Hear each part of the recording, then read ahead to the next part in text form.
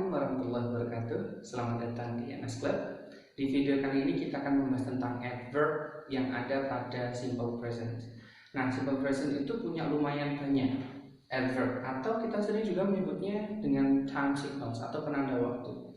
Di simple present ada kayak usually, often atau often, kemudian ada occasionally, ada frequently, ada sometimes ya, bukan sometimes. Kemudian ada always, ada seldom, rarely, hardly ever, atau ever, never masuk sebenarnya. Kemudian ada today, ada every day, atau mungkin every day, every month, every week, bisa diganti dengan apapun.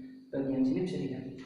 Kemudian once a month, atau twice a month, atau 3 times a week, nah, seperti itu bisa. Nah, kalau usually bermakna biasanya, often, sering. Kalau occasionally, sesekali, frequently juga sering, sometimes, terkadang, always, selalu, seldom, jarang, rarely, sangat jarang, hardly ever maknanya hampir tidak pernah. Nah, jangan, ada juga yang menyebutnya dengan almost never ya, ada, tapi kita sering pakainya hardly ever. Kemudian ada today, hari ini, everyday, setiap hari. Nah, bedanya kalau everyday ada spasinya, kalau ada spasinya itu berfungsi sebagai adverb of time. Tapi kalau everyday tanpa spasi itu adjective. Nanti bisa dicek sendiri ya. Kemudian ada once a month. Once a month berarti sekali dalam sebulan atau sebulan sekali. Oke, sekarang kita akan coba bagaimana cara menggunakannya. Nah, untuk yang bagian warna hitam, ini penulisannya itu bisa di beberapa bagian, bisa di awal, bisa di tengah, atau di akhir kalimat. Nah, itu ada penjelasannya pada buku British Grammar Azhar. Kita buat contoh. I often make my own breakfast. I often. Umumnya adverb ini kita sebutnya dengan adverb frekuensi ya, mulai dari hitam sampai yang merah ini kita sebutnya dengan adverb of frekuensi, atau ada juga menyebutnya dengan adverb of intensity, menunjukkan suatu intensitas dari kejadian, seberapa sering kejadian tersebut dilakukan. Nah, peletakannya paling sering adalah subjek, kemudian langsung diikuti oleh adverb of frekuensinya. Di sini diletakkan di sini. Paling sering seperti ini. Jadi dalam bentuk kalimat positif, nah ini kan kalimat positif ya. Peletakannya subjek, kemudian langsung ditambah adverb of frekuensi, baru nanti kita menambahkan verbnya. Seperti itu. Nah, karena ini yang usually, often, occasional, frequently, dan sometimes ini bisa diletakkan di 3 posisi. Nah, contoh yang di depan tuh kayak gini. Nah, ini kan adverb of frequency. Occasionally she reads comics. Sesekali dia membaca komik. Di sini adverb of frequency-nya occasionally, kemudian ditambahkan subjeknya she. Baru nanti ditambah verb. Verbnya ditambahkan s karena subjeknya she, betul. Nah, seumpama di sini diletakkan di tengah, bagaimana jadinya? She occasionally reads comics. That's okay. Itu juga boleh. Atau boleh juga kalian letakkan di paling ujung. She reads comics occasionally. Dia membaca buku atau membaca komik sesekali dia membaca komik, seperti itu. Nah, sekarang kita buat contoh yang lain. Kita buat dalam kalimat yang negatif. Tadi kan contoh 1 dan 2 kita buat dalam bentuk kalimat positif. Bagaimana peletakan adverb of frequency dalam kalimat negatif? Peletakan adverb of frequency itu sebenarnya lagi-lagi sama setelah subjek, kecuali yang ini bisa di 3 posisi ya. Nah, semuanya bisa diletakkan setelah subjek, kecuali always dan ever. Kalau peletakan ever itu diletakkan setelah subjek. Ever dan always. Kalau ever dan always itu diletakkan setelah not, gitu ya. Nah, kalau yang sebelumnya setelah subjek. Contoh kayak gini deh, biar nggak bingung. He usually does not come late. Biasanya kan kalau kalimat ini tanpa usually, jadinya kan seperti ini. He doesn't come late. Dia tidak datang terlambat. Tapi kalau kita pengen menambahkan, dia biasanya tidak datang terlambat, maka he di sini berperan sebagai subjek, kemudian ditambahkan usually, di sini ada adverb of frequency-nya, baru nanti ditambahkan auxiliary yang diikuti oleh not-nya. Berarti Di sini untuk menyatakan kalimat negatifnya. He usually doesn't come late. He usually does not come late. Baru setelah not diletakkan verb satunya atau verbnya. Seperti itu. Ya, jadi tetap dalam tetap peletakan yang namanya adverb frekuensi itu tetap diletakkan setelah subjek.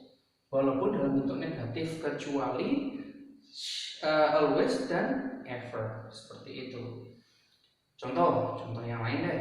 Bagaimana dengan yang always? Nah, ini kita akan buat contoh yang mana membandingkan antara usually dan always. Artinya yang terletak setelah not atau yang sebelum not. Kalau tadi kan yang sebelum not, sekarang yang setelah not. Jadinya bagaimana?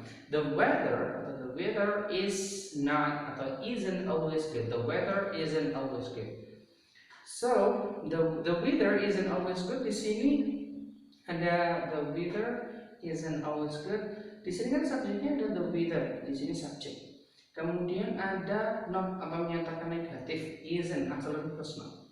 Kemudian di sini baru ditambahkan always. Always ini ada frekuensi. Nah, disinilah letaknya at always. Always itu diletakkan setelah not. Jadi the weather isn't always good. Baru nanti ada of frekuensinya diletakkan setelah not-nya. Seperti itu. Bedanya jelas ya. Nah, jadi ada usually. Kalau usually kayak yang lain ini, mulai dari usually sampai hardly ever bisa diletakkan setelah subjek. Tapi kalau always dan ever diletakkan setelah not dalam bentuk kalimat negatif. Ini kalimat negatif. Bagaimana dengan kalimat interrogatif atau kalimat tanya, menanyakan apakah? Peletakannya bagaimana? Nah, semua ini atau frekuensinya diletakkan setelah subjek. Do you ever do auxiliary, ya kan? Karena subjeknya you pasangannya do. Kemudian ditambahkan ever nih. Nah, ini baru ada frekuensi. Seperti itu. Sorry, ini bukan take took ya. Kita pakainya take. Kita pakai verb 1. Do you ever take a bus to work? Berarti di sini tambahkan verbnya di sini. Jadi adverb of frekuensi dulu baru verb. Jadi do you ever take a bus to work? Berarti apakah kamu pernah naik bus untuk berangkat kerja? Contoh yang selanjutnya adalah kalimat interrogatif. Nah, does she hardly ever? Di sini tetap polanya sama. Auxiliary baru nanti subjek. Hardly ever adalah adverb of frekuensinya. Seperti itu. Kemudian scold. Does he hardly ever scold you? Apakah dia hampir tidak pernah memarahi kamu?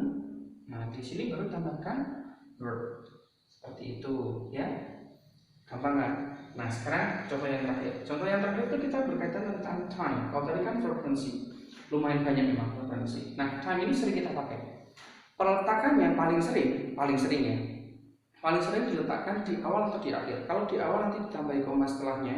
Kalau di akhir nanti tanpa koma. Contoh kayak I do exercises every day.